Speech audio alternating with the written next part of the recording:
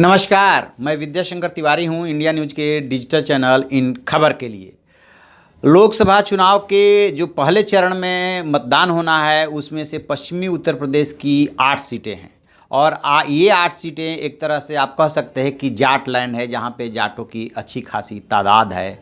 और इसमें वो मुजफ्फरनगर और बागपत की भी सीट है, जहाँ से कि चौधरी चरण सिंह के बेटे अजीत सिंह और पोते जयंत चौधरी चुनाव मैदान में हैं। तो पहले चरण में ही इन दोनों सीटों पे चुनाव होना है और फिलहाल हम बात कर रहे हैं बागपत लोकसभा सीट की कि वहाँ पे इस बार क्या होगा। क्या क्षेत्रवासी दादा की जो पगड़ी है वो पोते के सिर पर रखेंगे, क्योंकि पिछले चुनाव में सतपाल सिंह ने चौधरी अजीत सिंह को हरा दिया था और बुरी तरह से हराया था। जयंत चौधरी तब मथुरा से खड़े हुए थे और वो हेमा मालिनी से हार गए थे।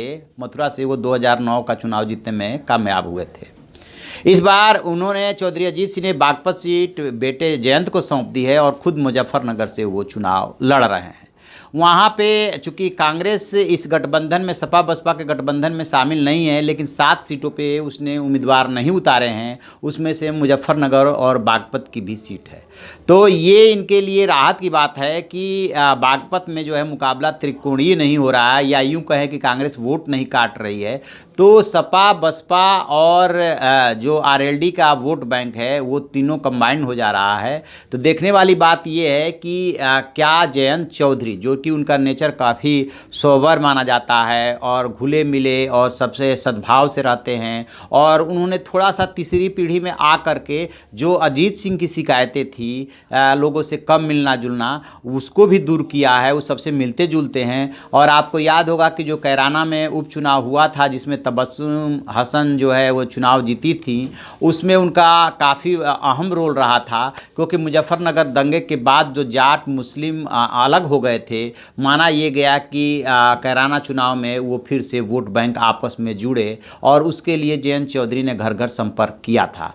तो अब जब वो बागपत में चुनाव मैदान में उतरे हैं तो 3 वोट बैंक उनके साथ जुड़ रहे हैं, जाट, इसके अलावा जो सपा का वोट बैंक है यादव और मुस्लिम, और प्लस दलित। तो इसके सहारे वो हैं। और उधर से बीजेपी ने जो है वो सतपाल सिंह को उतारा है, जो कि केंद्र में मंत्री हैं और मुंबई के पुलिस कमिश्नर रहे हैं, आईपीएस अफसर हैं, और उन्होंने पिछले चुनाव में जयंत के पिता अजीत सिंह को भारी मतों से हराया था।